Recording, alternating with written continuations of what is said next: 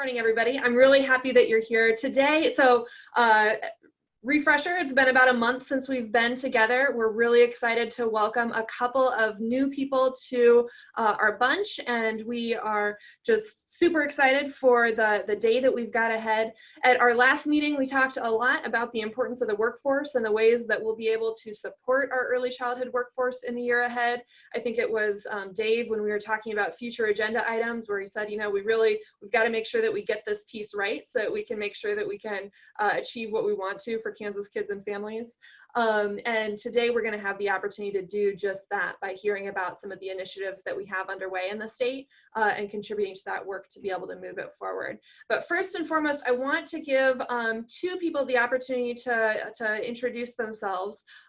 We did not do full introductions for all of the members of the panel previously, and we're not going to do that today for the purposes of time, but we are going to be pulling together some bios. We do, however, have some new staff members on board who are going to be supporting our work on the panel and our work to strengthen the early childhood system. So one is familiar to us because she was here in our last meeting in a different role. Debbie, would you like to go ahead and introduce yourself? Sure. Good morning, everybody. I'm thrilled to be here wearing a little bit different of a hat today. I am serving day 10 in my new role as the Early Childhood Systems Coordinator for the Cabinet. And so I'm thrilled to be here doing that. And a lot of that is going to be supporting this panel in all of its work and the tasks at hand for it. A little bit of background about me for some of you who might not know. For the past 27 years, I've been a center director and owner in Lansing at a Deer Place. And so I've done that, started in my garage with 10 kids and grew to about 100 kids over the years. But I closed my center this June, and that was because of COVID. So I have a very personal story about that I think will play into this work here at some point. Prior to that, I was the executive director of a nonprofit organization in Kansas. We contracted with the Kansas Department of Corrections to provide services to children and families of offenders throughout the state. And I did have some RFP experience there, as well as reporting for that. So hopefully that'll come in handy. I've worked at the local and state levels for many years advocating for early childhood and developing policies and educating people on what early childhood does and its importance. I served in the Kansas House of Representatives for 2 years, and during that time, it was during the 2017 and 2018 sessions, and during that time I had the privilege of working with Melissa in the House, as well as Amanda through Kansas Action for Children at the time. And I served on the Children and Seniors Committee, as well as I was involved in 2018 in organizing the Early Childhood Caucus. That is still going. So those were two really fun things for me to be able to do there. I've served on the Lansing School Board for 9 years. And as part of that role, I also served on the District Early Childhood Advisory Board. I have stepped down from that now because we recently moved to Lawrence. So I am no longer in Lansing doing that. But I'm just thrilled to be here. I'm thrilled to get to know all of you, to learn from you, and to be here in any way that I can to support you. So please always let me know if there's anything I can do to help. And Amanda just mentioned it briefly, but I'm going to put a little plug in with my captive audience that I'm still collecting the pics and bios to put together our directory for this panel so that we can continue our relationships and get to know each other better. So thank you, and good morning to everyone. Thanks, Debbie. We are really excited that you have hit the ground running and that we were able to bring you right on board. The second person who I'd like to introduce herself is even newer than Debbie. I believe she's on day 5 on the job, Hannah McGahey. Hannah, would you like to introduce yourself to the panel? Hello all, happy Friday, we've made it. Yes, so my name is Hannah McGahey. Prior to this, I was the reentry coordinator at the Shawnee County Jail. So I worked with offenders as part of the behavioral health team. I worked for a contractor there. And I was the only reentry staff on the behavioral health team. So it was me and about 550 adult inmates. So very fast paced, very demanding, very exciting, very challenging. A big piece of my role there was just collaborating with shareholders within the Shawnee County area, from behavioral health to housing to victim services, social services, anything that a person might need ground up as they're going back into the community. So that's what I've spent the last 2.5 years doing. When I was part of that, I was pretty heavily involved with some human trafficking initiatives here in Shawnee County, and that became something that I was very passionate about, and it just kind of reinforced the need for strong foundations and access to health equity things that I think we all deserve and should have in our life. So I came upon this opportunity. I actually went to graduate school for school psychology and was really passionate about the constitutional right to education and early childhood, and just kind of those health equity factors being reinforced as part of the education system, but hadn't worked with it at all until this opportunity came up. So I'm just very excited to be able to use that piece of my education. And then prior to all of that, I was working in public service for 6 years as a dispatcher. So working with a completely different population. And when I was involved with that, I did a lot of work with training and retention, hiring boards, curriculum development, kind of adult learning stuff to try and maintain our staff. So I think that those things will really help me working with the workforce as the early childhood workforce coordinator, because I really think that the components of why people stay and why people leave are very interesting. So I'm just very excited to be here and start learning, and it's day 5 and it's very exciting so far. So thank you. Fantastic. Thank you, Hannah. Welcome. And while we're welcoming, I also want to welcome Tanya Bullock and Cornelia Stevens, who are both appointed to the Children's Cabinet, who the Children's Cabinet both appointed to this panel when they met a couple weeks ago. We will all look forward to our fantastic bios where we're able to go through and get to know all of our fellow panel members.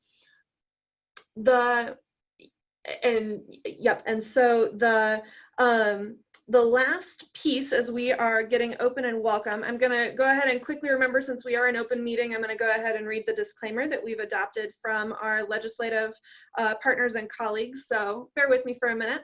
The panel is meeting remotely today by Zoom meeting. Due to health and safety concerns, members of the public are not in attendance, but full access of this meeting allows members of the public without cost to listen with live stream broadcasting on the internet. The YouTube video live stream of this meeting can be reached by visiting the Kansas Children's Cabinet and Trust Fund website. The agenda for this meeting has been posted on the website, and any other documents presented during this meeting will be available at that website, which people can find by clicking the About tab, selecting Early Childhood Recommendations panel, and selecting Meetings. All participants are required to ensure that microphones, phones, or other electronic devices are muted when the participants are not speaking, so that remote listeners can hear the proceedings. Panel members, if you cannot clearly hear the speaker, please notify the host through the chat function. This chat function will communicate only with the meeting host, who will communicate with the chair. The chat feature will not communicate with the rest of the panel. Each motion, if any, will be clearly stated before the committee votes. I will ask for a show of hands for each vote and will clearly announce the results of the final vote. Written public comment will be allowed during the Kansan's open forum portion of the meeting. During this meeting, the committee will not recess to a closed or executive session. The recording of this meeting will be available on the Children's Cabinet website for members of the public to review, and the host reserves the right to mute participants with excessive feedback or background noise to improve communication quality for this meeting. Thanks, everybody. Happy Friday. The hardest part of the day for me was not speeding through that, so I hope that I successfully managed that piece. And here is a link to where people can directly go to be able to find those materials. So, today's agenda. We, as you all might remember, we approved our role, norms, and procedures of the panel at our previous meeting. And so the first 2 pieces are to look at this agenda and then have a motion and a vote to approve it, and then to do the same for the minutes with any edits if we need them. We've got our standing agenda item for Kansan's open forum, which is an opportunity for Kansans to be able to submit and share information directly with the panel. And then we will have 2 presentations presentations, one by Lori Kravitz from the Kansas Department for Health and Environment on Good Beginnings Last a Lifetime, where we will have a discussion about the opportunities for recognition, recruitment, and retention of childcare providers that we have in our state right now. We'll discuss the Kansas Workforce Registry, which is an important part of our strategic plan, and how we can help get a sense of the data that we already collect in the state, in addition to what our role might be in the future.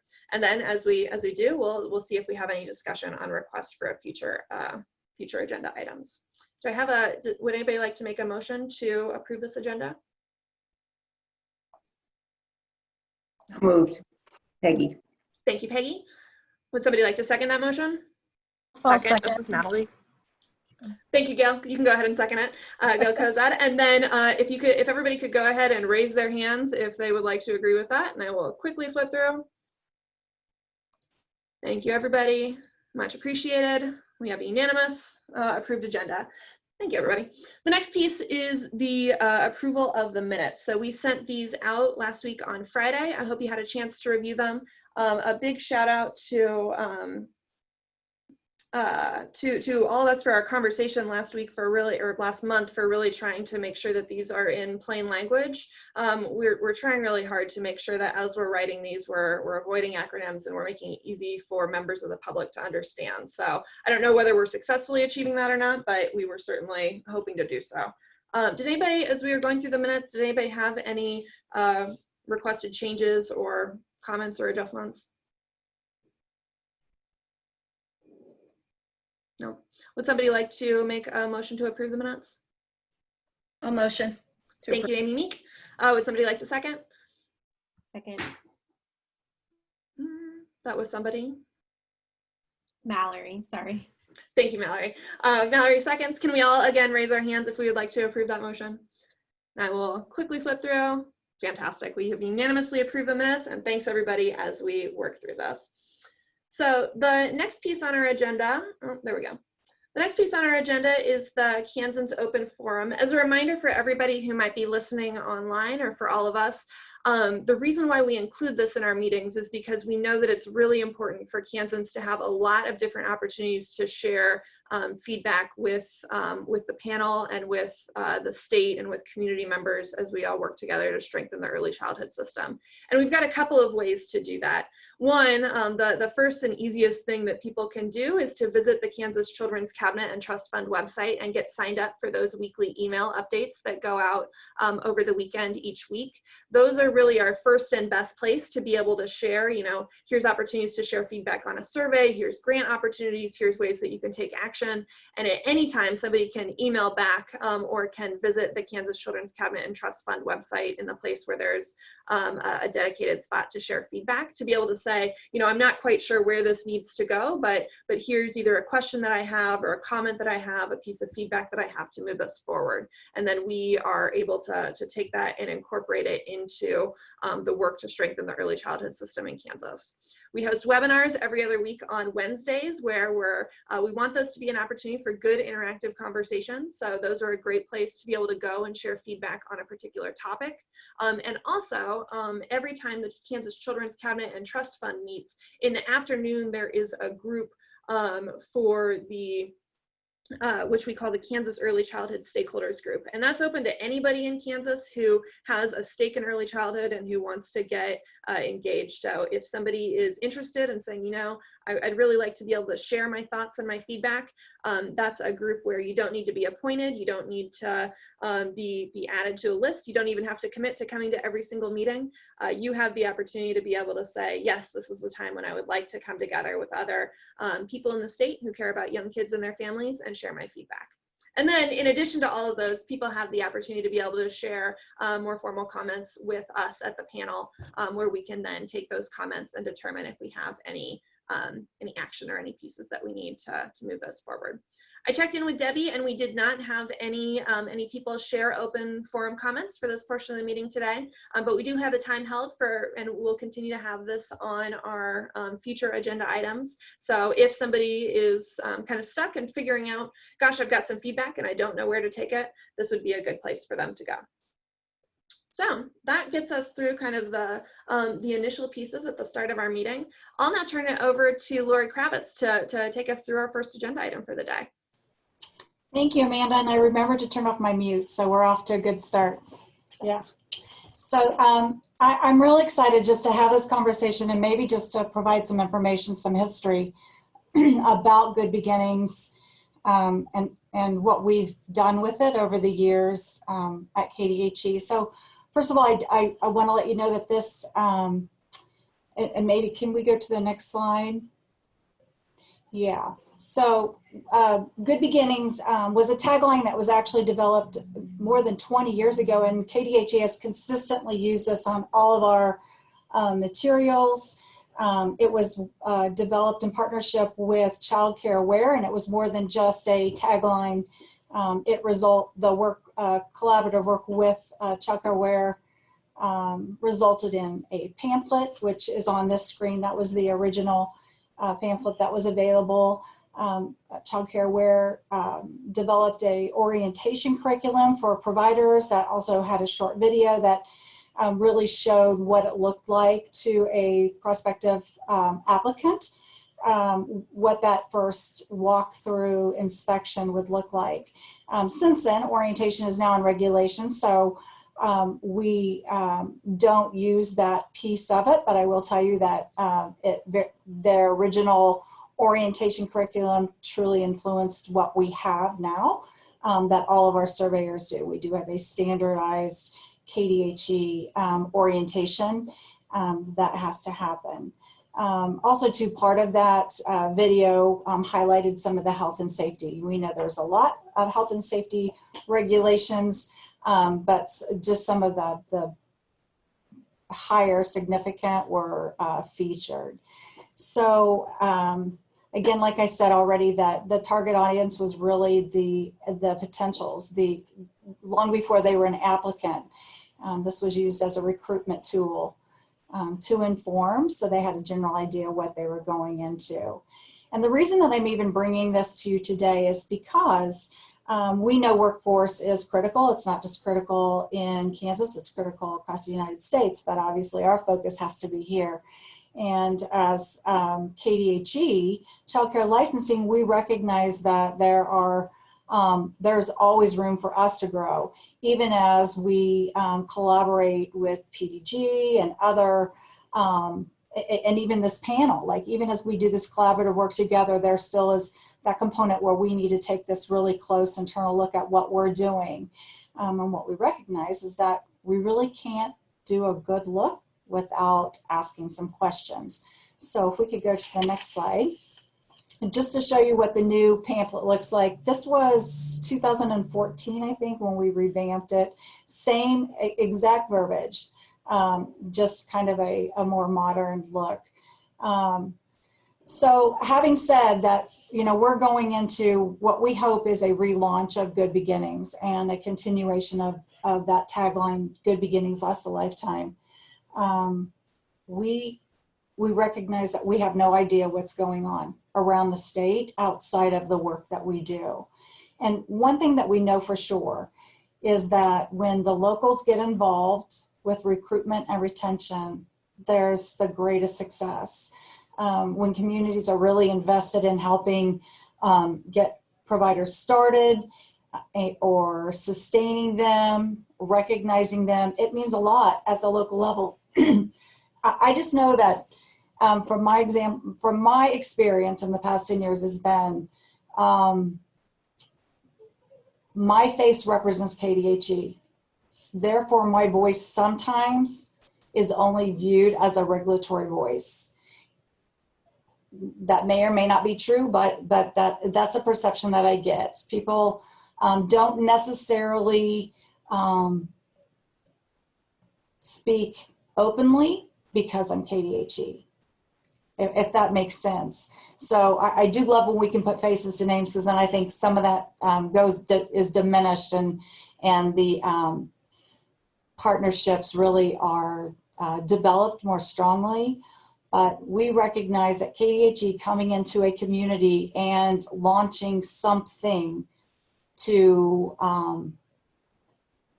increase recruitment efforts or retention efforts doesn't have nearly the impact as the person that you meet at the grocery store, your local chamber leaders, the folks that you really know. They have the greatest impact. You relate to them. So we recognize that, first of all.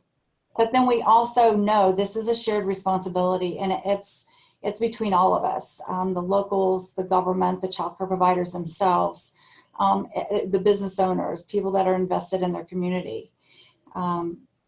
So my hope today is that we can have just a little bit of discussion where you will have opportunity to tell us as a panel, the group collectively, what's happening in your area that's unique or that's working, maybe that didn't work, but what's happening in your area around recruitment, retention, and recognition of providers. So I know we have a lot of partners representing here too, but I know we don't all live in one specific place. So I'm hoping that we'll hear some things that we will be able to take with the intent of not duplicating work that other partners are doing, but really building on, taking the work that we've started and building on it here, and potentially it becoming bigger, a greater piece as we do a collective work across the state. Does that make sense? Okay, so I'm hoping someone already is ready to come off mute and is excited to say, this is what our community does, whether it's at a county level or city level. What's happening in your area that you know of specifically that's related to recruitment of providers or retention of providers?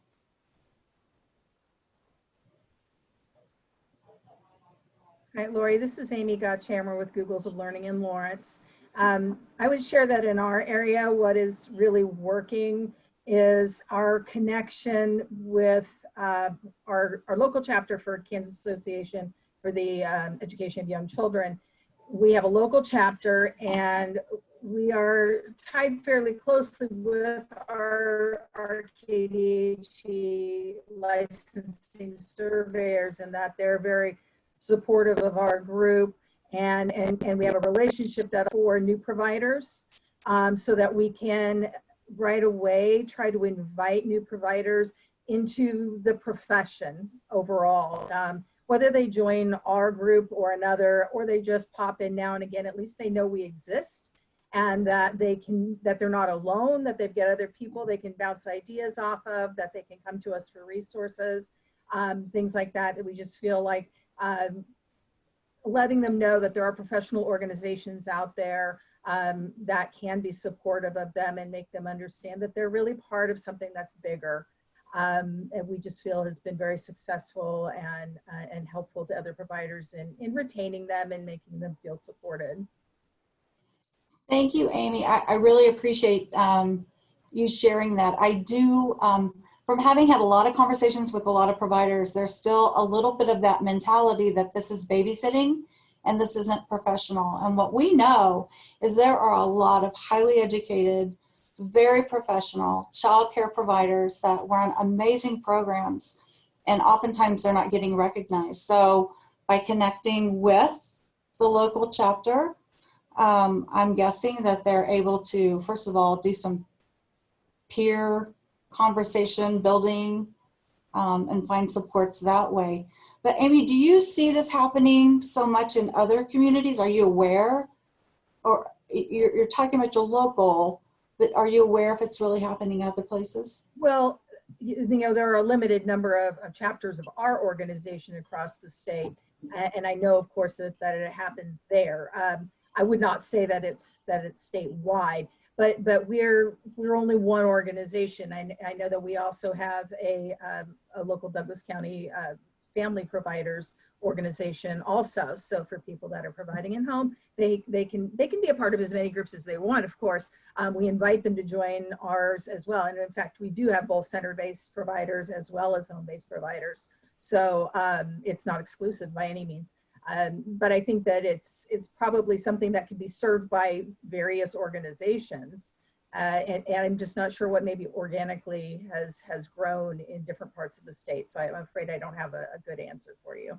Well, that's okay, because I have another question, if that's okay. Sure. So when new providers or any existing provider joins this organization, there is a cost, correct? Well, in theory, yes, there's a cost to officially be a part of the organization, to receive any actual benefits, to receive voting rights, things like that.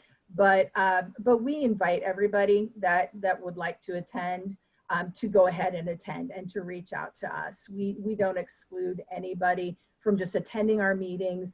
And they're basically, we have a lot of 30,000 foot view discussions talking about advocacy, what's happening at the federal and state level, trying to understand how that impacts them locally, because sometimes they don't understand the bigger picture. And then we also bring in training pieces. So whether it's a discussion on anti-bias education, which we did this past month or something like that, we try to bring in a little bit of professional development type as well, but it's really all professional development. It's just that we include this sort of higher level view that is maybe more directed towards the administrators, but I think is also proven to be pretty interesting to anybody that attends. So Amy, I would be really curious to see, if ever possible, the retention of providers that are with a professional organization. I just think that would be interesting data. Are they more likely to stay? What we do know, based on trends from the last 10 years, is that we have about the same number of providers coming into licensing. So we have the same number of applicants coming in, but they're only staying for about 2 years. So I would really be curious to find out if that connection with that local supports via specifically early care, yours or not, if there's really some retention component to that. Like, does that really, if they're really connected, are they staying? Yeah, and that's an excellent question. I'm not sure how you would get the answer to it. I think, you know, what you run into, I'm sure you're all aware, is that a lot of, especially the home providers, do it because they have children in that age group and they do it for a few years, and once they're all in school, then they're done. And I think maybe even the bigger thing, and this is just putting an educated guess out there, I think that when they invest in their education, I think they are more likely to stay in the field. So if they put time into a CDA or an associate's or even a bachelor's, of course, I think they're going to stay a lot longer. I think the professional organizations, in my opinion, is a great lead-in. And I think that it's perfect to support them in that capacity, but as much as we can support them and encourage them to go forward with education, I think that would encourage them to stay in the field longer. Perfect. Thank you. I didn't mean to ask you so many questions, sorry, but thank you. That's what we're here for, right? So anyone else have examples or conversation you'd like to have around with your local? Emily? Barnes, and I'm a licensed family child care provider in Olathe. And so I kind of wanted to second what Amy was talking about. I think for this group, I think I have the unique perspective of being not only on this panel, but also licensed child care provider. And I'm also a member of Child Care Provider Coalition of Kansas. So I see a lot of different perspectives. I can tell you here locally, one of the things, and Paula and Neth can probably speak to this, Family Conservancy actually came through and put recognition signs in our yards. And I can't tell you how much that meant to have that public recognition of being an essential worker. It really validated the hard work that we've been doing all these months, all these years. Really, I mean, we've really been working hard for a long time, but especially in the pandemic. So to get that local recognition, and it's in our yard, and we get to put it where we want. We get to keep it up for as long as we want. It's ours. The other thing that it helped me do is I realized there are 4 licensed childcare providers on my block. And so now all of a sudden there's a resource there for me to tap into. There are neighbors that I didn't even realize I had who are now network opportunities for me, because one of the things I will say when it comes to retention, every single week I hear of somebody else closing their doors because they can't make it work right now. And like this week, there were 2 people who closed their doors. And so, you know, it's one of those things where we're seeing the effect of the pandemic happening. And those of us who are trying so hard to strengthen the field, you know, we need to keep the ball rolling. So I would say, you know, big shout out to Family Conservancy for that effort. That was really appreciated. Then secondly, with the perspective of CCPC, there have been some efforts alongside, you know, KSAUIC with some advocacy training type stuff over the summer, but then also similar to KSAUIC, what we do is also try to help form a network for providers. And we are also around the state. We don't really have local chapters of CCPC per region. That's not actively being utilized. But, you know, we have our conference in the spring, which sadly didn't happen this year. We are working on making sure that we also have some virtual, like we're looking into the options of virtual training, but what we're trying to do is make sure that we're channeling members and people who are just interested in the organization to the existing, you know, existing trainings, existing virtual conferences, existing resources. At the beginning of the pandemic, we committed as an organization that we would help try to pass along current validated information, that if we were putting something forward, we would make sure that we were not just passing forward memes and things like that, that it actually was coming from a validated source. And so that's the other thing, is like trying in this time where things are so uncertain for providers and we're all figuring it out as we go, we're trying to make sure that they had, you know, if KDHE releases something or a local health department releases something, or, you know, city ordinance, things like that, we're trying to make sure that providers have that access. So that way then the networking and training that we've already established for ourselves can continue, and we can support each other to say, hey, here's that resource. If you can keep going, keep going. That's great. Thank you. Does anyone have any questions for Emily besides me? I really want everyone to have opportunity. Yeah, I'm happy to answer questions. No, I love it. I do have one question then. I was just trying to be polite. You said that some of your audience that you target, maybe it's for your training sessions or your information sessions, is not just providers, but it's actually potential. You didn't use the word potential, but can you tell me how you actually get those names? Like, how do you? But we don't have like that type of information. So okay. It's, you know, like people, we've got the Facebook page and we've got the website and all, and people can access that, you know, because if we put it on the public Facebook page, then anybody, you know, you don't have to be a member to access the information that we're putting forward. We want to make sure that if there's validated information, that it is out there for the public to access, so that people are making their decisions based on facts and not on emotion or rumor or things like that. Okay, great. So it's really about accessibility of info. Mm-hmm. That's awesome. Thank you. You're welcome. Does anyone else have something that is happening? And does anyone know of anything that's happening at their local level through their chamber or through their eco-development work that's being done to recruit childcare providers in the area? This is Tanya Bullock.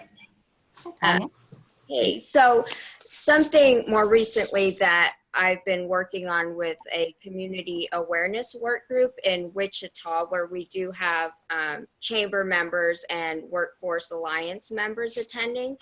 Our focus is trying to get employers and businesses to see childcare providers as professionals in that same level as them, but also modeling and promoting safe, stable, nurturing work environments as well for their employees. So we've real recently utilized the media to promote childcare providers and help businesses support them as well.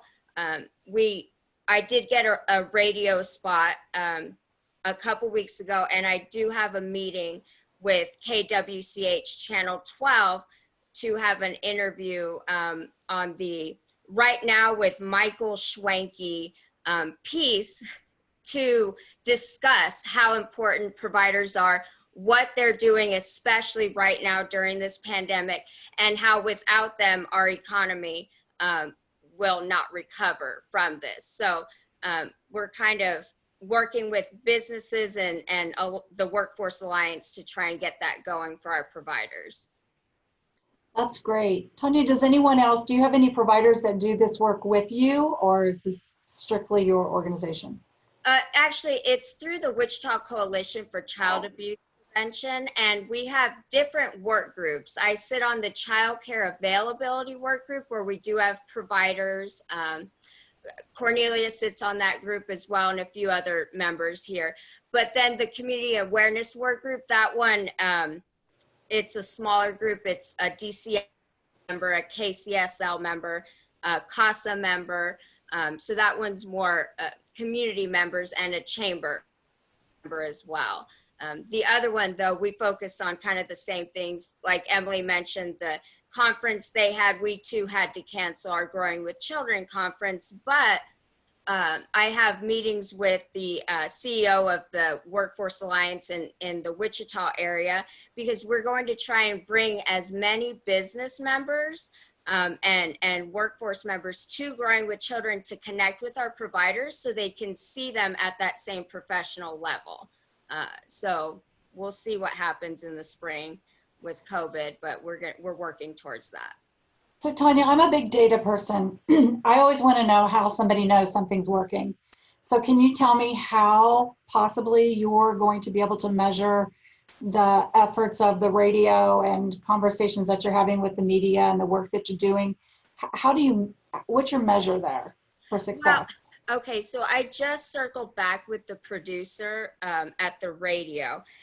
He did, based on his Nelson rating system, he did give me feedback, and he said the reach for that specific message was 104,000 people that heard it at least 2.4 times. Our other measurement, and Reva is she is over the call center. We push the call center phone number, and they'll be giving me feedback on, did the phone calls go up? Did they see more hits, from parents calling, searching for childcare? So right now that's what we have. And I am working with Keith Lawing to create a survey. We're trying to see what our providers need, what they want to know. And we did get some out to center-based programs. We got a little bit of feedback. So we're going to spread it out further the second go around. That's great. It's amazing your audience was so huge. That's fantastic. Actually, can I interrupt again? Tanya, could you and I connect privately at some point, like next week or so? Because CCPC would kind of like to do some of that in other areas of the state too. Absolutely. Awesome. That would be great. Thank you. This is Maritas. I work at the Kansas State School for the Blind, and I'm also an ambassador for a local chamber of commerce.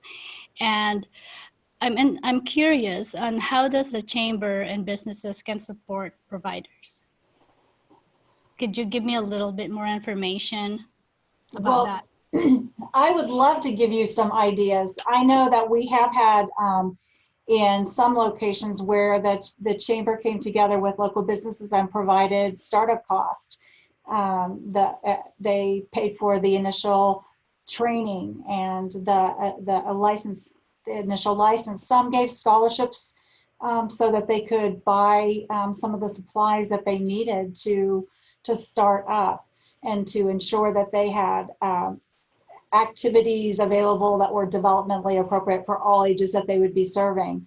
So sometimes even just a small amount of dollars can really help get that provider established and take that worry off of them. So it really just depends on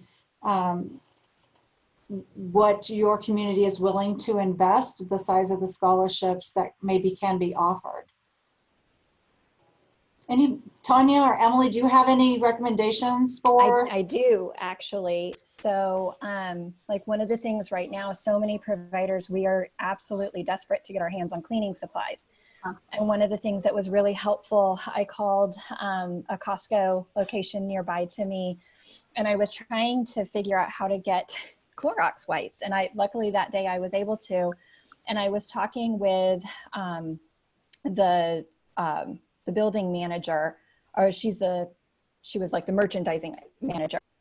And she was talking about the difficulty in being able to like maintain, like, hey, I don't know that I could consistently provide providers with this, but she sat down with me and she talked about the different products that she has that most people in the community wouldn't necessarily think of. So she was rattling off actual like codes, or like the barcodes of, like try this type of paper towel and, this brand of bleach. Usually people don't realize that it's still right here. And, it's the exact same bleach. It's just not Clorox and things like that. And so she was going through with me for a list of, these are things that can help you make sure that you have all the supplies. And so if you have businesses in your chamber that either have the ability to access some of the supplies that they need to maintain themselves right now, and they could do like a donation, like Johnson County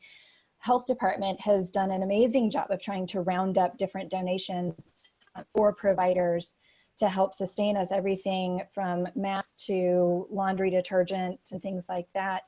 And so even just things that don't seem like they would be all that important, but if it was the difference between having to pay for cleaning supplies or get those donated, there may be ways that businesses in your community could find other tangible ways or the financial support kind of thing. Thank you. Yeah, that's great, Emily. And also, I'm guessing that you could continue to do the same thing outside of COVID. There are always supplies that providers need. So that can be an ongoing and honestly part of a retention piece. And the more people that are involved in that provider's life as a partner, I'm guessing the potential for them staying in that field increases. I can tell you as a provider, knowing there was a way to say this product will consistently be stocked at Costco because Costco needs it as well, helps me know, okay, I won't run out of this type of paper towel as long as I'm willing to go, to that location, things like that. Emily, can I ask if you're a member of the Chamber of Commerce? Is that how you're getting connected through them? No, I'm just speaking to the question from, I think it was Maria through the Chamber of Commerce. She was also part of Kansas School for the Blind, answering that. I'm not a part of my Chamber of Commerce and I keep intending to, and this just solidifies that I need to become a member of my Chamber of Commerce. Well, the reason I ask is because my experience historically with our chamber has just been that the only time I ever hear from them is when they want me to sign up and pay, hundreds of dollars to become a member. And that's just not where I want to put my money when I want to put it back into the kids. So, or my teaching stuff. So it just doesn't, membership in the chamber hasn't risen to a level because I haven't seen the point. These connections might make it worthwhile, but it would also be nice to see that the chambers are just sort of offering to help support us for the betterment of the community. Right. I can tell you, I've been operating in my community for 7 years, and I've never had the Chamber of Commerce reach out to me. And in fact, I've lived in 2 cities, so I've had 2 chambers that could have reached out. But if it's one of those things where people are going to raise awareness about it, then it might improve the ability for chambers to support their local child care providers. This is Maritas again. Mhm. The chambers may not be aware of what you need, and it Right. would help if you reach out to them. I know that the Greater Kansas City Chamber of Commerce, they have initiative about early childhood actually. My chamber is KCK Chamber of Commerce, and I can bring this idea. I don't know about this problem. I think this is a really good thing to consider. My other question to you is, how do we know, who do we get the information from to know the providers in KCK in my area? So there are a couple things you can do without getting into specifics here, but we can't just provide you a list, but we can ensure that we get the information you have out to the providers. So we can always connect later and work through that. You can start with your local R&R, your local surveyors, or you can come straight to KDHE, and either way we'll make sure that we get that information out to your local providers. Thank you. You're welcome. Lori, this is Debbie Deere. Hi, Debbie. Hi. Back to the chamber issue. I was very involved in the Lansing Leavenworth Chamber for many, many years, and it was a little bit of an expense. I get that, but I wasn't a member of it for many years when I first started. But then when I did join, I really did notice a big difference in just the visibility that my program had in the community. The networking that I was able to do. We had a specific women's division of the chamber that met separately every month, which I really feel I benefited from.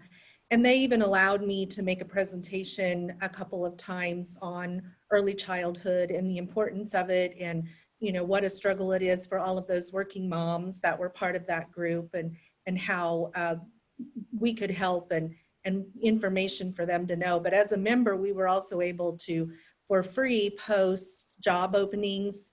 We could make announcements at those meetings about job openings. And they had an annual leadership class that was really good. And I was able to send some of my lead teachers through that over the years. And I really felt like it helped them feel more connected, and gave them incentive as far as the retainment piece, and really helped them feel like they were valued in the programs and in the work that we were doing. And it was just like I mentioned earlier, in my local advocacy work, just an opportunity to educate the public on early childhood. And so there are a lot of ways, and I think you just kind of have to jump out there in front of them and kind of make yourself known. And, this is what we do. And like someone said, it is a profession, and we are professionals, and, just bring people around that. So it was very helpful to me.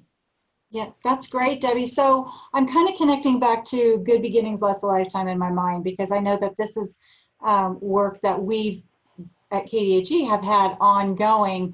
And I'm just thinking, I'm just wondering if maybe we need to more purposefully add in a component that speaks to the community that doesn't understand the value of the providers in their area. Maybe there's just some different intention for this work as we move forward. And although we want to still focus on those providers coming in, but maybe we need to have a greater focus on the community and educating them. Because I think I'm hearing that as a benefit from you. Yes, and something that I heard earlier this week, I was listening to Elizabeth Warren speak at the DNC convention, and she really was emphasizing how important it is for infrastructure to include early childhood in community and state and federal infrastructure, because without it, people can't go to work and they can't be productive. And I always told my parents when they came to visit my facility, it's like I was that working parent needing childcare back at one time. And I know how stressful it is when you leave to go to work and you're not sure if your child is in a safe environment and if they're getting all of their needs met, you know, and their educational needs as well. And so it's impossible to do your job right. And, you know, sharing that message with the community and with business owners and employers is crucial, because I think they're just, you know, like you said, Lori, it's a lot more to it than babysitting. This is Deanna Berry. I'd like to pop in with a kind of a side perspective on this, that as pretty much across the state too, if we're going to add childcare providers, I think our especially out in Southwest Kansas, where we are, the majority of our providers are home-based. And so it's a different conversation to a degree, I think, that helping them think of themselves as a business, which ties back to the chambers. I think many people that consider starting need some help in really navigating all the complexities of what it takes to actually do it legally. I know we have done a couple of things through some grant funding and in the past with bringing Tom Copeland out, for example, but I do see that's something, you know, chambers might even be able to offer, as they don't necessarily know all the tax implications. That's a specialty, I really think, in that world, but providing some startup, I think, knowledge about that and helping them begin to think of themselves that way, because I would guess a lot of providers in some of our smaller communities don't necessarily even think of themselves as, oh, I could join the chamber, maybe, you know, and when would they go? Which goes back to, I need a substitute. How do I, you know, how do I manage all those things? So I think that business training ongoing is so helpful, and that is, to me, a retention issue.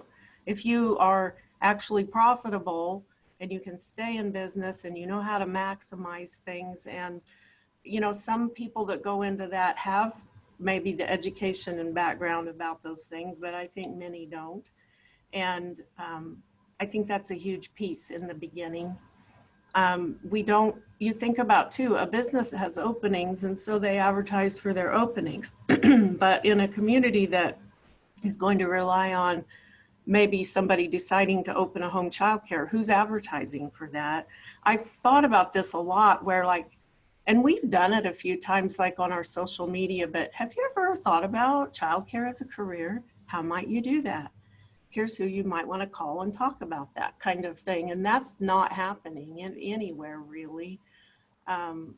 So I think it's, the time is so right, because people are more aware of it right now, that thinking outside our boxes a little bit. And in rural areas, you know, like right now, we do have a food program at our agency. And so we become aware of people who have opened. And so, okay, that's a program that might help your bottom line. And we did, our local community foundation had some grants open, and we did, they gave us several $1,000s, and we made some COVID kits basically for all of our providers. And it's not going to last them forever, like some of you ladies were talking about, but we were able to bulk locate some supplies and get them some things. And so the nonprofits are also a source of support, I think, for providers. The startup grant kinds of things, like, hey, I need a crib, or I need to redo my stairway gate because, and I don't have the money to remodel, you know, maybe get those barriers out of the way. And I do see ways chambers in some communities, you know, might really step up to that. That's great. This is Sheila Hermosola from Dodge City, Kansas, and I'm just curious, do we have a master list of organizations available for the child care providers so that they know what regions that they cover, whether it's, is it statewide, is there, you know, and national resources? You know, that would probably benefit a provider knowing, you know, where to start. And just sounds like there's so many programs and so many organizations out there, you know, where would they tap? You know, who could they go to? This is Riva. I think that is one of the roles that the Childcare Resource and Referral Network helps to fulfill, is to kind of be that connecting agency often with childcare providers and community resources. I know we have membership in 5 chambers in our region and work pretty closely with them on this messaging. And I think the CCR in our network, this is one of our focus areas for the coming year in the community engagement work that we do, is outreach to the business community and helping them understand, as has been previously discussed, that childcare is part of that infrastructure that impacts the economic development of a community. A success story in Douglas County, actually, it was our relationship with the chamber and our ability to share the challenges that childcare programs were facing in getting those basic cleaning supplies, that the next thing you knew, we had outreach from the KU School of Pharmacy, who wanted to provide hand sanitizer for all of the childcare programs in Douglas County. And so we were able to work with them, and they provide the product and we did the delivery, and they did a lot of the delivery too. And so it's those kinds of partnerships, but it does take time and effort. And sometimes it's really, I think, just being at the right place at the right time with the right message. And I agree with everything that folks have said. I feel like the time is really right for this messaging right now. So the more we can partner and work together and share that uniform message, I think the more success we'll see. I love that, Riva. I would be interested at some later date to hear about how you built those relationships with the chamber and what kind of messaging goes out. I would just love to hear detail of that. Lori, this is Peggy. Hi. Just a couple quick things. One, in Miami County, I'm aware that with the COVID dollars, the county commission intentionally included our Head Start provider in this area in that planning, and actually funneled some of the funding through that organization to go out to childcare providers in the community. So if you, wherever county you're in, if you're not aware of what's going on with the planning for the COVID dollars, contact your county commission to find out what's going on, if there's any way to participate in that, because including the early childhood folks in their planning process was obviously very fruitful here. So, and it's up to each county, as I understand, to do what they need to do with the dollars. So one place that you might want to make a contact. The other is, you know, as we're the recommendations panel, I'm just thinking, you know, is there something that we might be think about, how can we help make a recommendation? I don't know if it's to the cabinet or just what the mechanism is, but as we're figuring out our role and how we can be helpful, is there something that we can be thinking about to help create some communication and awareness with the chambers? I agree, as well as economic development. I'm aware that about this time last year, there was a big focus on the needs around the state of communities who are trying to attract workers, and a big barrier that they were finding was lack of childcare resources and early childhood. So I think there's 2 prongs that we could probably message to and try to help make a connection. And Riva's so right, the work needs to be done at the local individual level. But I think if we can help create some awareness on the receiving end, it might help bridge some of those connections. So and I don't know exactly as the recommendations panel, you know, how we might participate in that, but I think it's worth thinking about. I love that, Peggy. And I think I'm not extremely involved in the PDG work. I have other partners that are there and peers that are in a little more deeply than but I'm remembering, I've read that some of that consistent messaging is a part of that conversation that it's happened with that.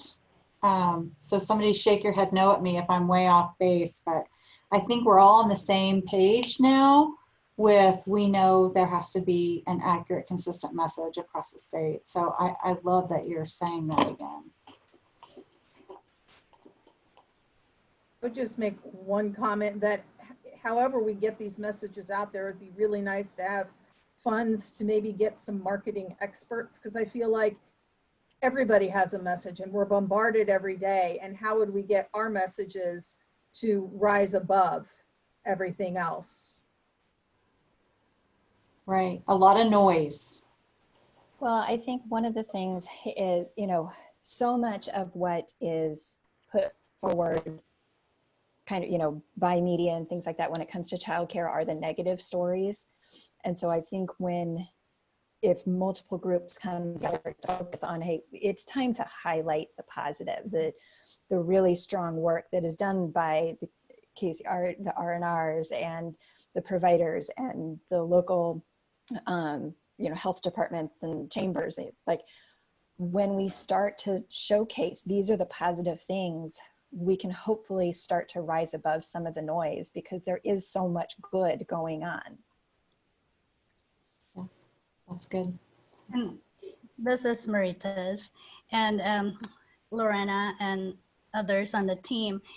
If anybody would be talking on creating communication awareness with the chamber, I would want to be on that team as well. Absolutely. Lori, this is Natalie with KSTE. I want to point out that there's some high schools who have really done a great job of pulling in their FCS programs and creating opportunities for recruiting high school students into the profession. I've been able to see it in Ottawa. They have an awesome program there where they're actually operating a preschool out of their high school building. And those high school students are able to start working on their CDAs so that they're getting that before they even graduate. So, oh gosh, what's the other program? If your program is doing that too, I'd invite you to speak up. But oh, Madison Virgil is another program that's really doing a great job with that, starting with their high schoolers and promoting the profession from a young age. That's fantastic, Natalie. I love that. And I've heard a little bit about that. Do you know when those students graduate and they have their CDA? Because most of them do complete it while they're in school yet, right? While they're still in high school? Some do, yeah. Okay. How do they get started? Is there any funding that helps them to start their own business there in early care? I'm not sure that it's part of their FCS program, but it definitely gets them a head start on when they want to start on their own. Oh, absolutely. Lori, this is Patty Peschel with Casito, and just to talk a little bit about what Natalie was talking about there about the high school pathway programs. We actually have this fall, we already have over 17 schools that are high school that are in the CTE early childhood pathway programs that are enrolling their students in the training, the initial foundation training that's required for licensing. And right now, I think it's, you know, there's over 300 high school students that are taking that initial training, which is fabulous, because we actually just had reach out from one of the schools with a little success that said that they had, I think it was 3 or 4 of their students that were hired after high school, you know, starting care, and they already had all the training that they needed for the program. So that was a good little success. But yes, those high school pathway programs is a great place for recruitment into the field for sure. I think something that we could look more into tapping into working with them. Absolutely, thank you. Lori, this is Debbie Deere again. And I think all of us would agree, in whatever role we played in early childhood, is one of the biggest pieces of recruitment and retainment is money. And, you know, the ability to pay fair wages, and, you know, and that is a really difficult thing for providers to come up with sometimes. So back to the economic development piece, I know that in Leavenworth County, they had some matching loan programs for any business that was wanting to either start or expand. And their whole goal was to add people to the workforce. And so I think that would definitely apply to anybody in early childhood that's either starting out or wanting to enhance what they already have. And the biggest cost to doing that is staff and, you know, finding quality staff. And so having those extra funds that allow you to do that so you can get going and then hopefully figure out a way to sustain it longer term. But there's a lot of opportunities there. And again, I just think that sometimes the early childhood people they fall between the cracks, and the economic development people just don't think to reach out to them. Thank you. So we need a bigger voice. Amanda, I haven't been watching time. And I was about to just hop in, but Amy, I think that you had something to add there. I was just going to add on the discussion that Patty brought up that we have the high school program in Lawrence as well, the teacher cadet program. And part of what we do is, in addition to their training, is that they have a student field experience. So we take some of their students in various centers in the community.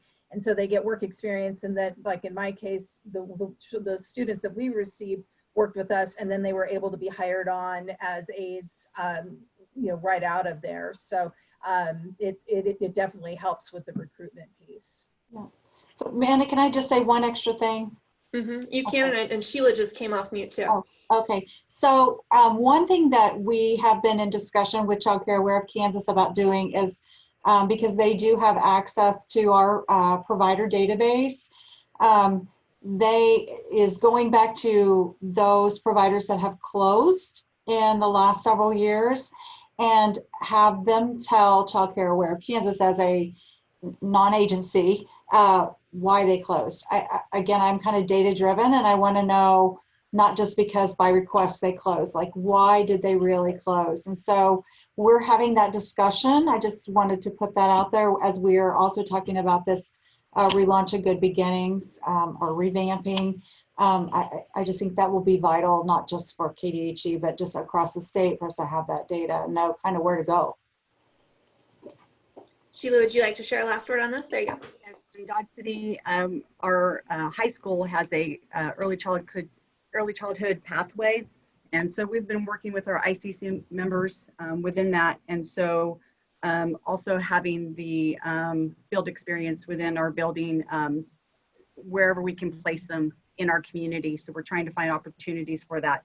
And then also they've been utilizing Casito, but then we're also trying to work with the community college to attain college hours so that they can work towards an associate's. So if they get past midway in early childhood development, they can attain a state certification that's in lieu of CDA, that would put them on the pathway to the early childhood degree. So we've been, really discussing those avenues with the community college here, and trying to work out, efficient pathways for a sustaining career. Awesome. Fantastic. Well, thank you everybody for a really engaging conversation. Lori, I know that the next steps for as KDHE is working through this Good Beginnings Last a Lifetime campaign and the relaunch is to take these ideas and incorporate this feedback to help inform the work of the campaign. I think that Peggy's question around, okay, what's our role as the panel and what work do we want to do is an important one.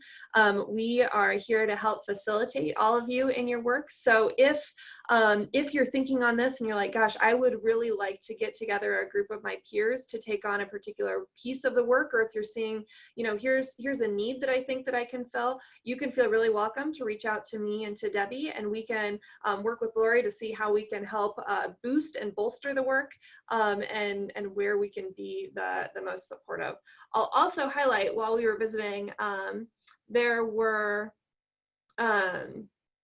and we've got some good feedback that's coming in. While we were visiting, Bradford Wiles from the K-State Research and Extension team also shared on the YouTube chat that Peggy, Miami County is not the only county that is looking at their COVID-19 relief dollars and using them to bolster early childhood in their community. It sounds like Pottawatomie County is taking a similar tactic where they've dedicated some of these funds to help recruit and recognize childcare providers. So that's really fantastic. this leads us really nicely, and this was a little bit planned, but we had a lot of questions here about, like, gosh, do we know that these things are working, or what kinds of, what's the current state of our workforce? How many kids go on from high school pathways and go on to be placed in early childhood settings? How many people do we successfully retain? Does being engaged in a professional development organization make a difference? And that keys us up really nicely for the second piece of work that we're going to do today, which is an initial discussion around the Kansas Workforce Registry. I'm going to turn it over to Patty Peschel and Linda Logan in just a second to be able to share some background on what this is and why it's a really exciting thing for Kansas. But I want all of us, we've been on Zoom for about an hour and 10 minutes now. I want all of us to take a good 15 seconds to take a deep breath, to raise our hands and stretch, to stand up if we need to, and to say, gosh, it is a great, great Friday to be thinking about all the ways that we can support Kansas kids and families. And gosh, my back feels better already. Patty, Linda, I'll turn it over to you. Yeah, thank you, Amanda. Again, this is Patty Peschel from Kansas Childcare Training Opportunities, otherwise known as CASITO. We do have a state contract through funded through Department for Children and Families through the CCDF dollars for the Workforce Development Funds and the Infant Toddler Specialist Network in partnership with Dave Lindeman with the KIDS. I appreciate the opportunity to talk about the registries. You know, from this previous discussion that Lori had led around you know, recruitment and retention for childcare providers. I think every discussion that I have and every conversation that I'm a part of, and maybe it's just me, very well could be, but I think, you know, how could a registry improve the system or address this problem? I think when we look at recruitment and retention, that's yet another area that I think by having a registry system really could act, you know, as a communication in that sense. As Lori talked about, you know, potential work of looking where providers that maybe have left the field. Not only could we focus on programs that were closed, but we could also look at individual providers, maybe of a child care center or a assistant in a family child care home, potentially why they left if we had a holistic registry system. So before I get started, do want to recognize on with me today is Linda Logan, and she's our chair for the Workforce Development Advisory Group. This subgroup, and we have quite a few members here on the panel as well that are as part of that group, and I appreciate that involvement in that group. We've been able to make a lot of great progress in that group. Currently, we are working on recommendations for the registry, looking at specific components from a workforce development lens that we would like to be included in that. So to back up a little bit, just want to talk a little bit was asked to talk a bit about what a workforce development registry is, which is something that's really easy for me to do because I'm very passionate and have been for a long time. And many times I think people knew that my sentences end with, and if we had a registry. So I'm excited to talk to you today about it and continue to gander support for looking at having a registry here in the state of Kansas. You know, so in general, early childhood registries, they're an integral part of the infrastructure for a state professional development system. It can serve as a hub for data collection, reporting, and analysis. So registries typically collect data on individual professionals to include our early care providers, trainers, technical assistance providers, and school-age programs. Kansas is now one of less than 10 states that does not have a registry system. Right now I want to look at that as an opportunity because many states have registry systems that are going through revisions and revising what they do have. So I think we do have a good opportunity to really look at what other states are doing, have done, and to really build our registry here in the state of Kansas to be premier. There is the National Registry Alliance, which is an alliance of all the registries across the nation. That's been a great resource as well. So data collection, it varies from state to state, but most registries collect demographics, education history, professional certifications and licensure, employment, and professional development. In general, registries support professional development tracking and verification. They support career pathways, and that's one of the other goals I know through PDG dollars, and as part of the work of the Workforce Development Advisory Council, that we're looking at career pathways as well. So they can support career pathways, quality assurance for training and trainer approval systems. A registry promotes professional growth, recognizes professional achievement, and then my passion comes from how it can inform policymakers and partners and really drive our funding sources to putting the dollars where we have effective results. In addition, additional functions of a registry, again, varies state to state, but a registry can serve as helping in coaching or TA tracking. Also, scholarship administration can definitely assist with that. Training calendars, having a holistic statewide training calendar that can also include online registration and attendance tracking. Registries, some registries have job boards, so we look at recruitment and retention. That's something that many registries do have, job boards.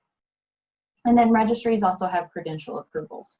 Registries include, from state to state, it varies. Some registries, many state agencies either have data sharing agreements, and other states, it's used for QRIS. And there's many functions of what a registry can do.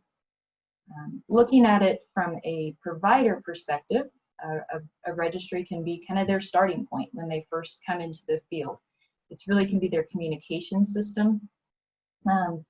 We've had the ability to preview some different registries that have, when a provider gets started, they go through a self-assessment to work on and then build an individualized professional development plan, help guide them in what training they need to acquire.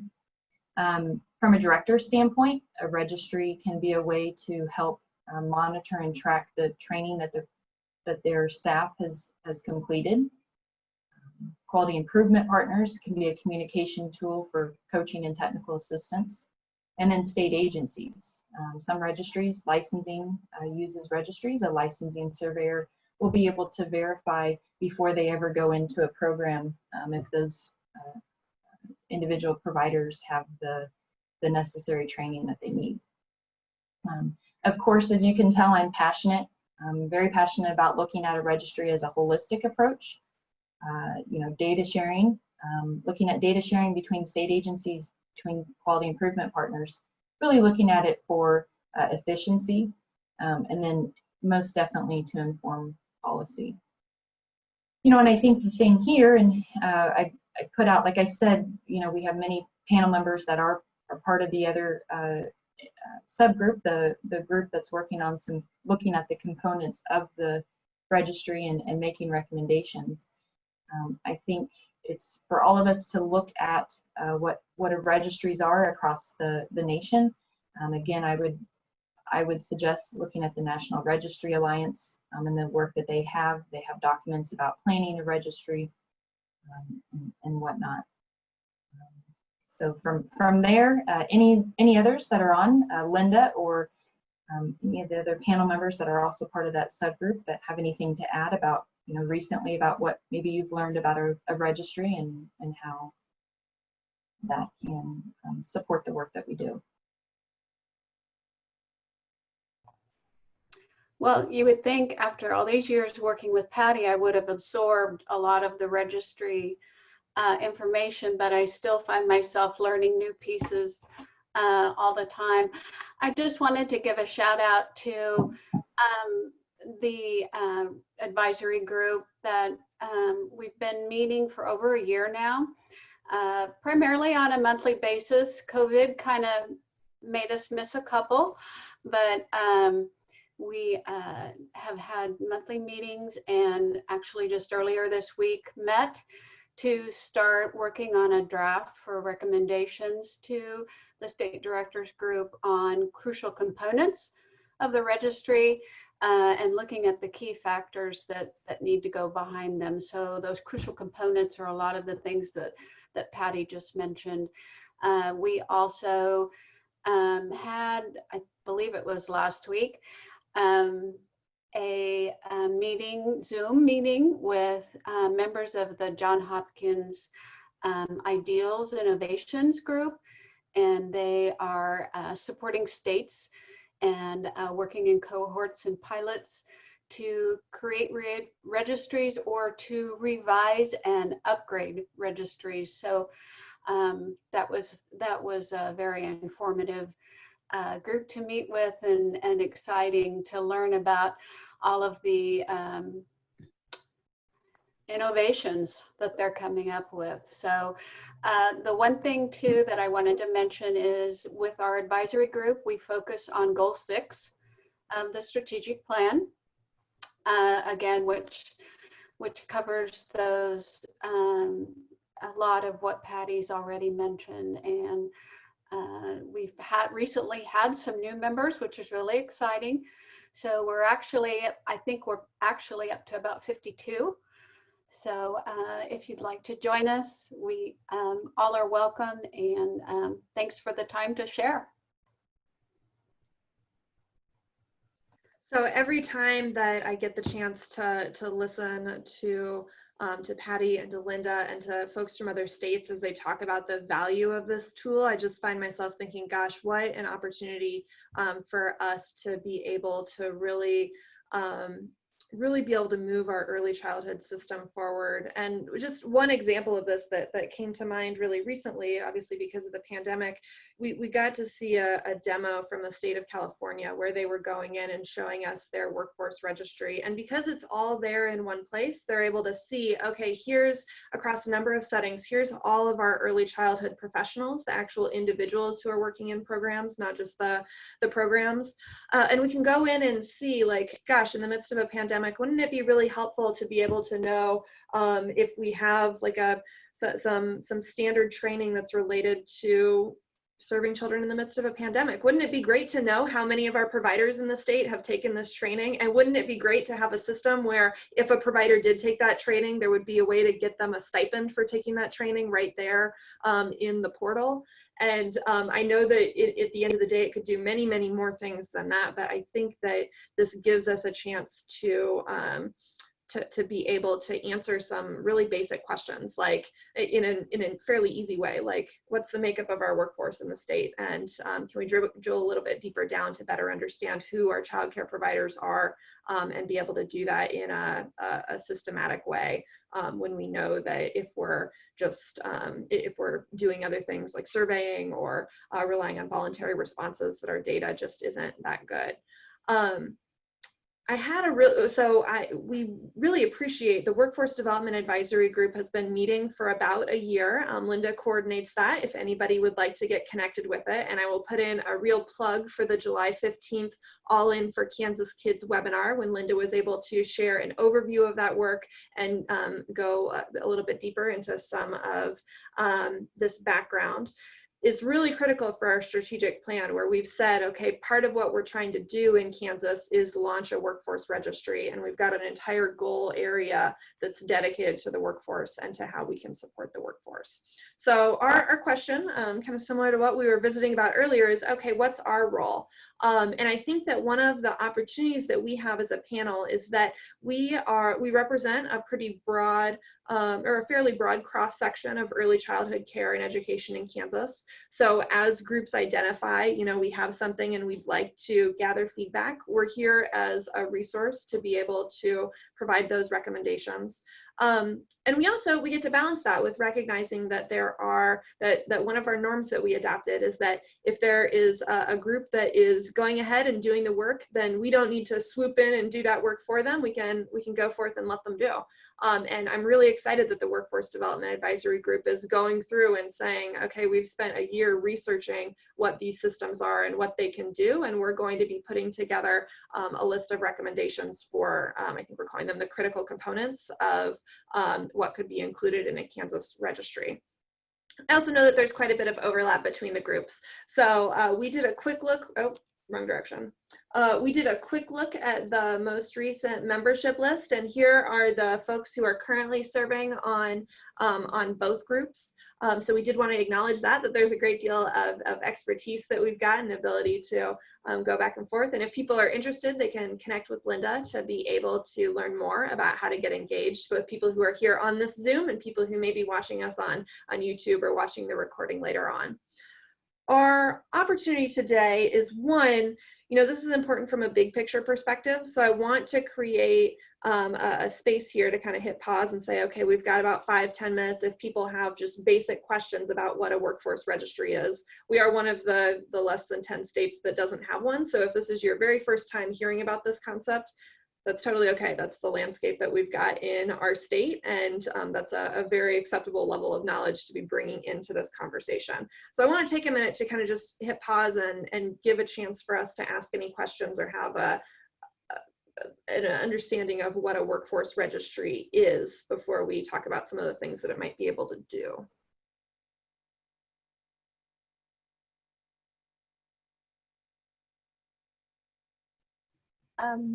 This is Emily, and in Olathe, if this is better moved to the part about what the registry does, we can totally move this. And I may have missed this information because my 5- and 7-year-old were popping in the room.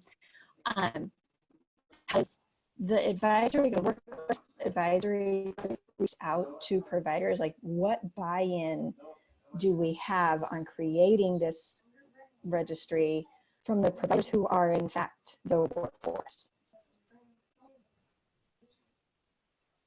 Yeah, so in terms of the Workforce Development Advisory Group, we do have multiple individuals on the group that are representing childcare programs.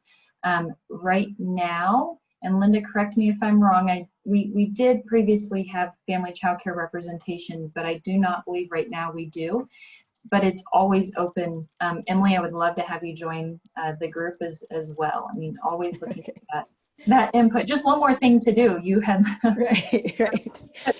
We are meeting via Zoom. We also record those sessions. So even if you can, if you're, potentially not able to join, and I know other people as well, we make sure that that's available for people to review those presentations and see the materials as well. Right. There's also a really helpful video that Linda reminded me that we've got. So California, when they were creating their registry, they have a really simple, just like, here's what a registry is and here's what it does video. We can go ahead and share that both in the chat bar here and on the chat bar on YouTube so that everybody can see it. But it's a really good, short, easy kind of here's a background of here's what one state system looks like.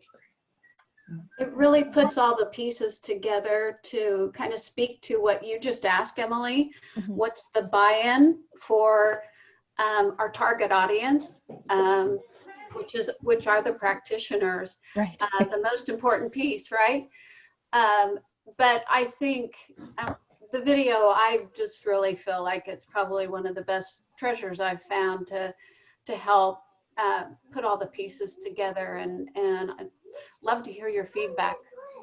I'll definitely watch that video, because I watched the one that was in the email from last week, that when you were talking about it on July 15th. And I have to tell, I come to the table very, very excited about the idea of a workforce registry.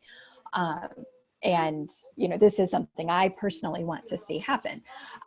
So you got buy-in from me, but also making sure that we take it out. And so, yeah, I'll definitely check out the video, and I, want to be a part of exploring this further. Yes. And Emily or anybody else, do we have maybe feedback on good opportunities or good ways that we should go about sharing information and hopefully building some of that buy-in? Well, I think from CCPC, I can go back to the board of CCPC and find out what we can do in terms of helping schedule things like, Zoom calls to start to help get information out.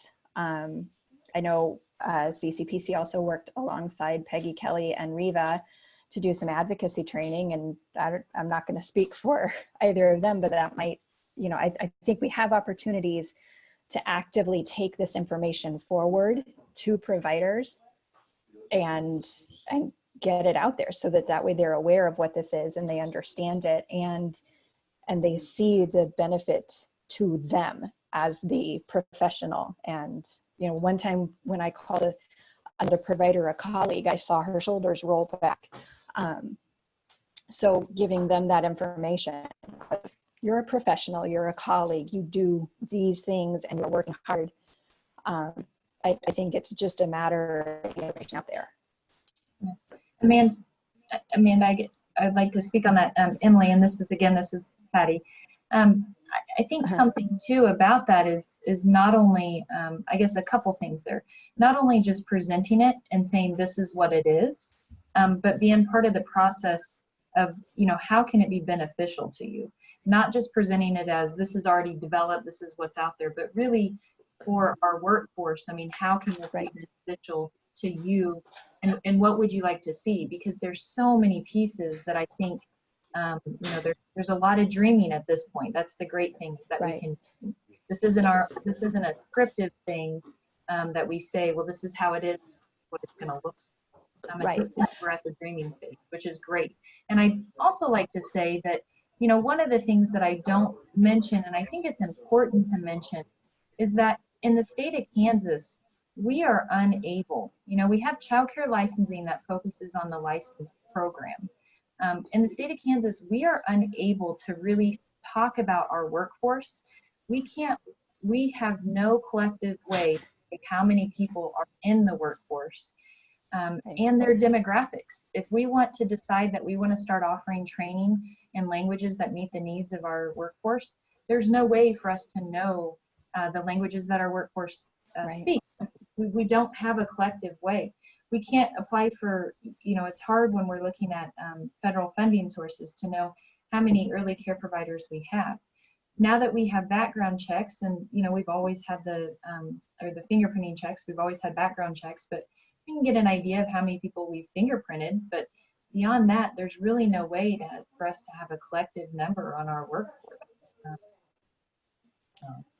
I can tell you from my perspective, my view of a workforce registry is that, you know, the 20 years that I have put into learning and development, a registry now gives that away to say, this is truly valid. This is experience, this is exposure, this is learning, education. Hey, baby, please don't do that. No, thank you. Sorry. You know, it to me feels empowering to know my work can speak for itself in a way that everybody knows. I'm not sitting on babies, and I'm actually doing the good, hard, professional work of helping shape the next generation. And other providers, I think, would feel empowered on that too. I would say on that note, as I had mentioned before, you know, over 300 high school students that are going to be, taking these foundational courses this fall. What a pool of individuals if we had a workforce registry that they would be able to initially create their, profiles and do a self-assessment. And they'd have that initial exposure to know that this is a career.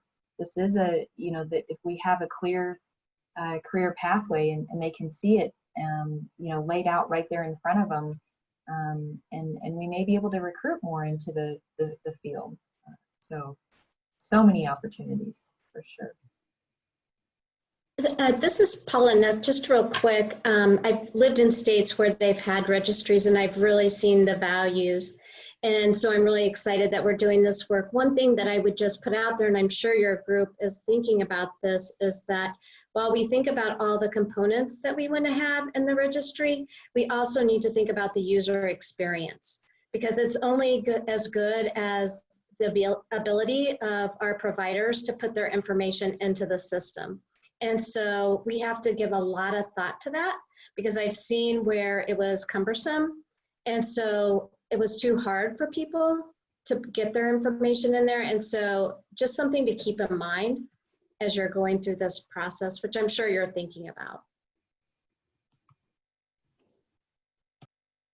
Most definitely. So I love that that we've been able to highlight two important pieces of feedback already. The opportunity for us to, as we're building our work plan over the course of the next year, prioritize the user experience, and also consider how we might be able to seek out and gather feedback from and create buy-in from our providers. As we were visiting about what other pieces of information would be really helpful for the Workforce Development Advisory Group, we identified that it would be helpful to get a sense of both state agencies and non-state agencies. What current data systems do we have that in some way, shape, or form collect information on individuals, their professional qualifications and their professional development? So we know that there are lots of different systems that we have that are either statewide or local, and we wanted to take some time to be able to start brainstorming a list so that Hannah can help and Debbie can help facilitate getting connected and saying, okay, here are the pieces of information that we need to create in a more systematic way. So we haven't finalized what these questions might be yet, but they might be things like, okay, does this include a unique identifier for each individual? Is this a data system that's able to talk to other data systems? And if so, do you have data sharing agreements in place? Does this information capture any information about individuals' demographics? So things like what language they might speak or what race or ethnicity they might be. So I'd like to open it up for a fairly quick brainstorming session, or fairly quick. We've got about 15-20 minutes for this conversation, to be able to just quickly say, you know, here are some of the databases that we think might fall into this. And I can start. So at the State Department of Education, we've got the teacher licensure database, or the information on teachers' licenses for when people go through the State Department of Education to get their license to teach in a pre-K through 12 setting, or in another setting where they need that license. Is the ask clear? Did I frame it? Yep. Okay. Amanda, this is Lori. Thanks, We have the provider access portal through our system Claris, where providers are submitting their applications already, and they're able to update their affiliate information and see their records. So the Claris system is what supports that provider access portal. Thanks, Lori.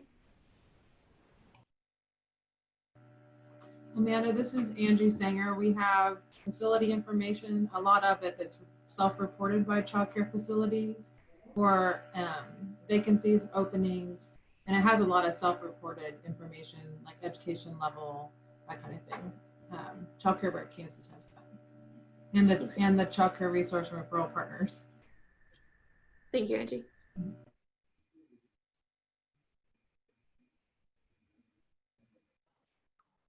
And this is Patty Peschel again with Kansas Childcare Training Opportunities. Of course, we have a database system that tracks participation in professional development offered through Casito. Thanks, Patty. This is Deanna Berry, I don't have a database. I just have a question.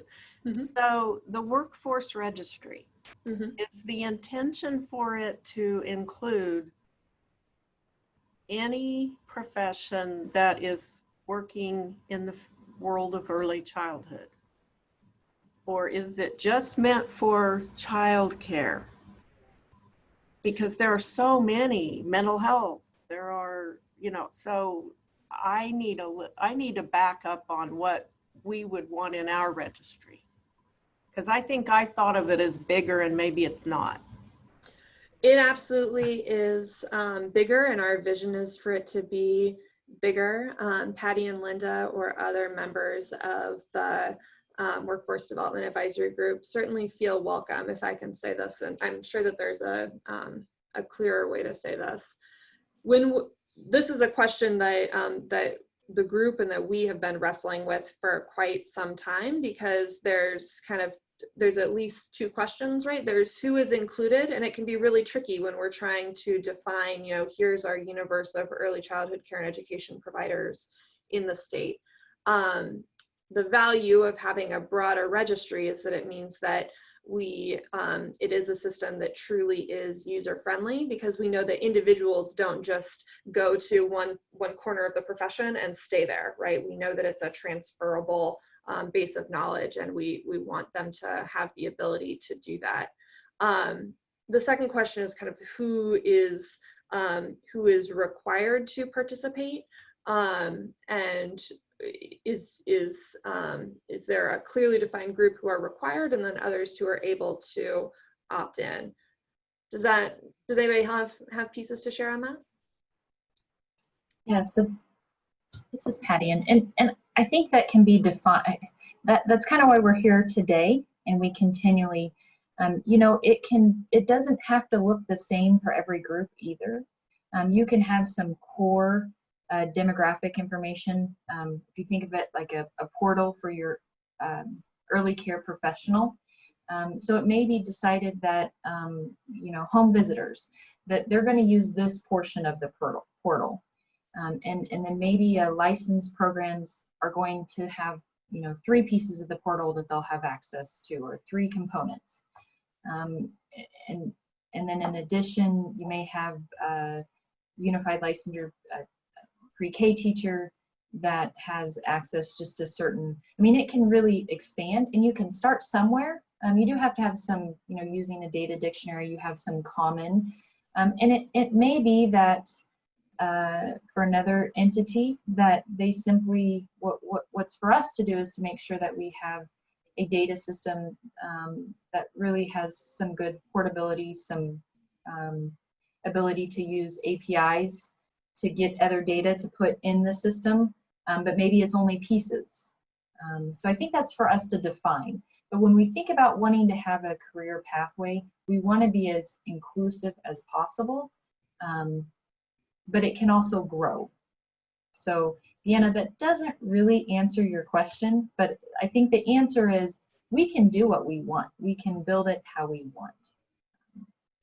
That helps me. And those of you that have been on this group probably have already had this conversation, but as I was listening, I was just thinking of, like, say our community mental health center may do some early childhood, you know, services, and they may have like a case manager, or, you know, I mean, it could be so broad, or it could be a school psychologist who works in early childhood in a school kind of thing. So yeah, so maybe if I'm licensed through the Department of Education, that I give you know, like that information gets dumped into this registry or something, is what you have in mind. I know it's not that simple, but yeah, certain, you know, certain aspects of, you know, how many people in the state have certain levels of licensure across all those professions. And because I guess I think this because at our agency we're affiliated with KDADS, KDHE, KSDE, DC, and I know how those don't always cross over with levels of requirements or just what we call things. That's the part that's really adds to the confusion, you know. So yeah, so why don't you fix that, Patty? Well, that's what we're attempting to do. But you know, that helps. In your example there with the case manager, it may be that we decide, as you know, as a state, the entity, that case manager would have a profile, and then by permission of a individual that's utilizing those services, let's say it is a provider or whatever it may be, they're able to use that as a communication, a means of communication between the two, or maybe your mental health group, they have a training that they want to post and offer out to the general community, and it may be a way to do registration, to track, you know, to track the attendance, and it can also serve as a learning management system. So really, if you look at different states and how that's been used, I mean, it's pretty exciting to think about. So I'm assuming you might be able to say who is a trainer in APS, or who provides. I mean, if you wanted to go that deep, you could have a registry of people that, hey, it's time for them to re-up their trainer of trainers, or because those do overlap across those professions. Yeah, so you could have a, you know, as a trainer registry, if you will. You can have self-reported systems. I would definitely advocate for a verified system, but as a trainer, I may you know, be able to essentially register myself in this system, and then have my credentials and the different trainings that I'm you know, approved to provide. Can even include expiration of when those trainings are up, and can give me notice as a trainer, and provide me with opportunities to you know, extend my own professional development. But then, you know, if you're looking to putting on a professional development event, you could also search for trainers with this certain you know, certification, and be able to use it that way as well. Yeah, it's really, yeah, and it can be used internally as well for you know, professional development. We were talking with or KSDE, thinking about home visitors and their qualifications. I mean, it really could be used to you know, for a PD, for anyone at any level. A lot of opportunities. Okay. One of the other things that we talked about was that it could be used for coaching, mentoring, consulting, and say, for example, somebody wanted to start their own new business out of their home in Western Kansas, and they really didn't have any resources or anybody to help them through it. Maybe through a connection through this registry and some virtual discussions, you know, with Emily, they can be told, or you know, help them get on their feet and answer the questions that they might have. So we could connect people in that way, just for one-on-one mentoring or coaching services or something beyond your more typical professional development coursework. Great, thank you. This is Amy Meek. Amanda, I was just going to add to the data systems and collections, the links to quality system at DCF to that list. If I think we could tie. Thanks, Amy. Any other thoughts on maybe organizations, whether they're, I mean, they don't just have to be state systems, so any professional organizations that might keep track of people's credentials? This is Peggy with Kate to say, one thing we might think about is, and Deanna's talking about the broader, you know, getting beyond staff and workforce, with the broader early childhood. The Kansas Association of Infant Mental Health handles the endorsement system in Kansas, so it might be good to think about ways to capture that, and which would also then help create awareness of that system and that it's available, and encourage elevation of our workforce that way. Absolutely. In connection to their whole early childhood mental health.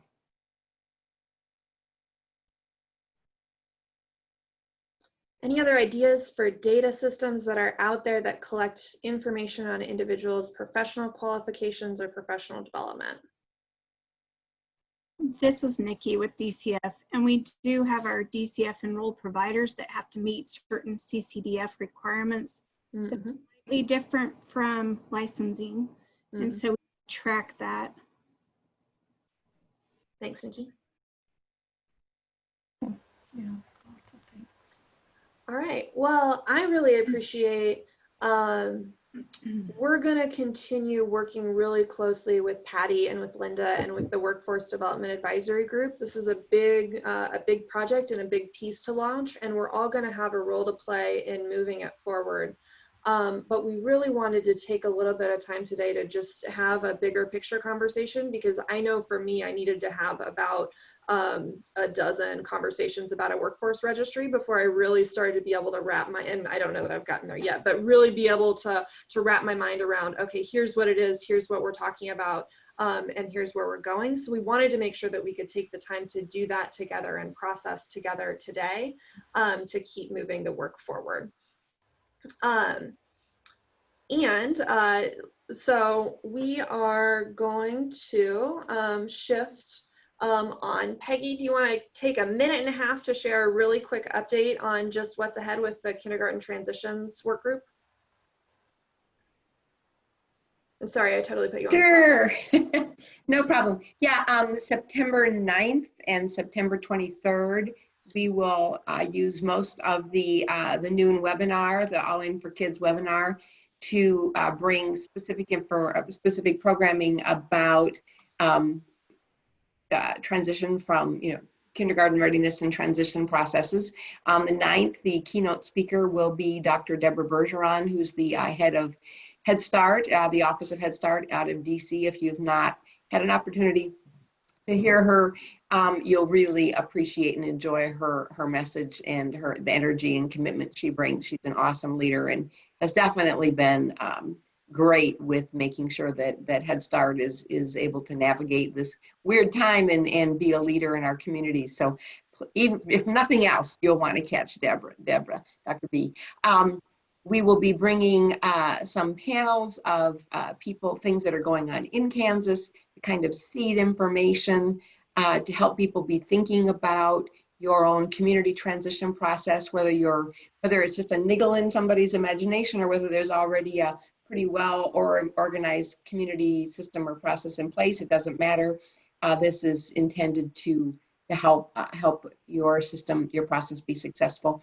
So it's the 9th and the 23rd, and then November 13th, we will have a virtual session where it is an opportunity for communities to spend some work time with your team in a facilitated process. And we hope to be opening the registration for that fairly soon. We're going to be asking communities to register as a community and have a process that we're just finalizing to facilitate that. So stay tuned. And we'll continue to get you information about that. Thank you, Peggy. I appreciate it. So that brings us to our upcoming meetings when we're thinking about future agenda items. So we've got two pieces that we know are on our radar.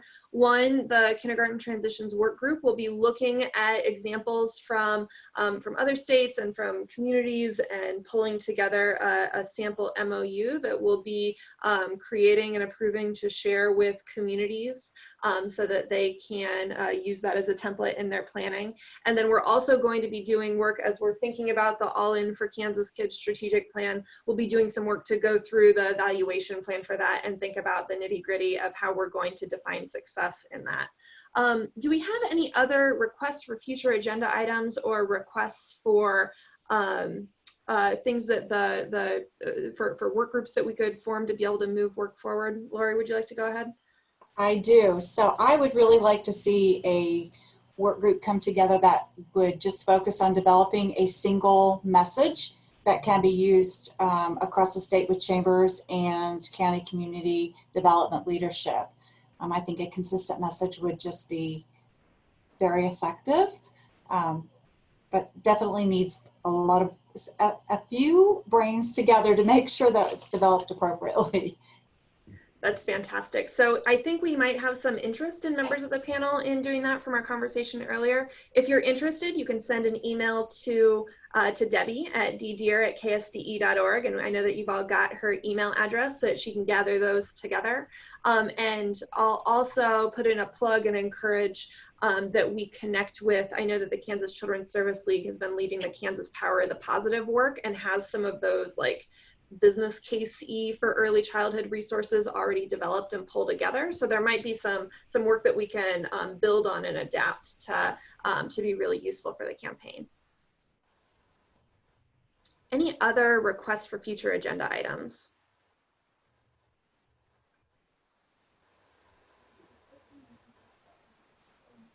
No?